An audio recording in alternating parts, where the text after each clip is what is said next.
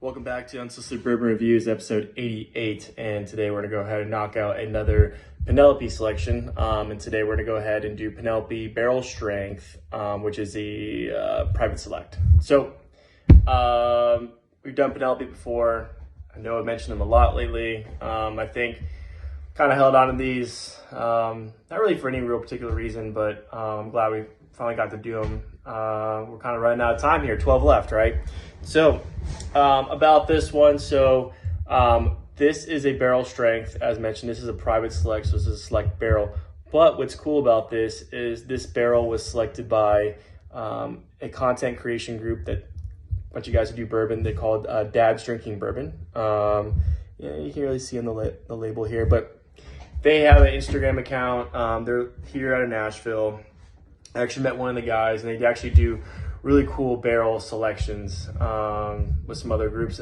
I know we did the Blue Note a while back, and that was the one where we talked about how they took the barrels that were in the rick house that was destroyed and let them age outside in the elements. So I'm just kind of jogging memory about that. So they actually picked a barrel for Blue Note, and then they, kind of got some good feedback.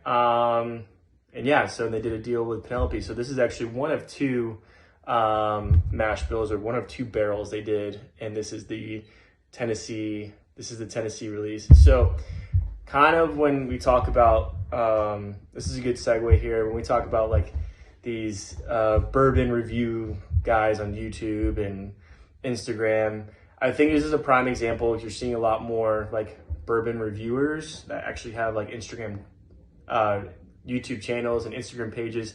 There's like levels to the shit, right? And I think kind of indicating that you have made it in the sense to where your content's really good, you're credible, and people like your feedback is when you get the opportunity to do, you get to pick a barrel at kind of no real cost. From what I understand, they just have these guys pick a barrel, slap their name on it, and then now you see these everywhere. At least in this region here. I still see them on the shelves actually. So this is batch 50. But yeah, I just think it's really cool that these guys get to do this, and they did it with Penelope, and they got a bunch of great feedback from this. So I actually have another bottle of this, but it's not the Dad's Drinking Bourbon, and we'll, depending on what we have left for the last 12, I'll try to squeeze that one in. I don't want to do two of these, but I figured of the two, this would probably be the best one because I'm a dad. I drink bourbon. There's some dads that watch this, and we drink bourbon too. So about this one, so this is actually a combination of three different bourbons. Well, it should be. So for this one, it's just a combination of two bourbons. So it's a corn bourbon and then a rye bourbon. So that high rye, but it's 27% corn bourbon, and then it's 72% of that high rye bourbon. So the rye is going to be the star of the show on this one. And then for the wheat bourbon, it was 0. So I think that's really cool about this one, because usually they do 3 different, and for this one, they only did 2. So we will get into it. And this is also cask strength, and this is 116 proof. I think the other one is 119, but don't quote me on that. So we'll go ahead, get into it, and give it a grade, and we'll be done with it.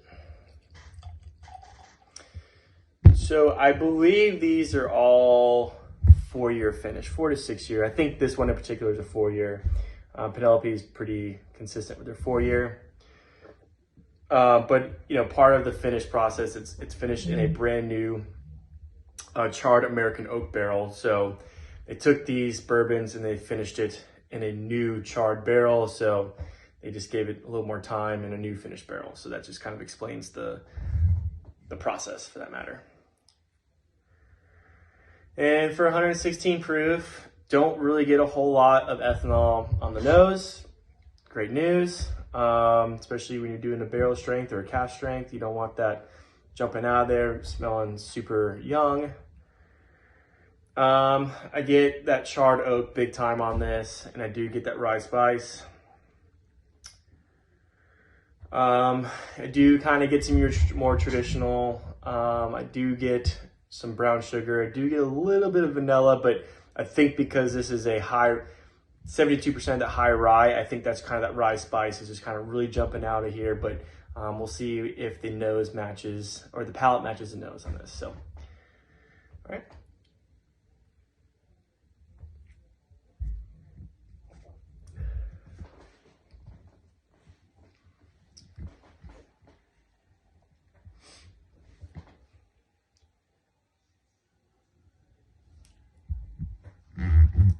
Okay, not bad. Definitely high rye. Get a ton of that rye spice. I get cinnamon, allspice, kind of baking spice. It does level out to be a little bit more sweet, kind of vanilla, brown sugar, and a really nice finish. I think this is great, and this was a great pick. So price point, this is like $60, fair, so I give this a 7. Taste 7.5. Dad's drinking bourbon. Good job. Appreciate it.